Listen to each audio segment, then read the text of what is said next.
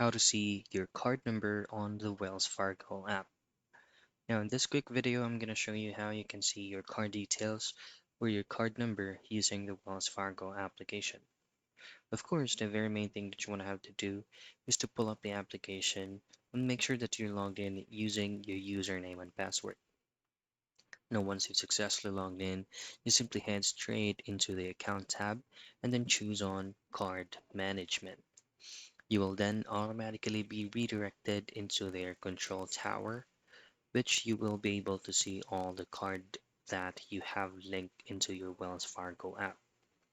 Now choose on the specific card that you would like or you would want to get the card number, and then usually you will be asked to provide an OTP or one-time password or any kind of identification for you to be able to have vision of your card.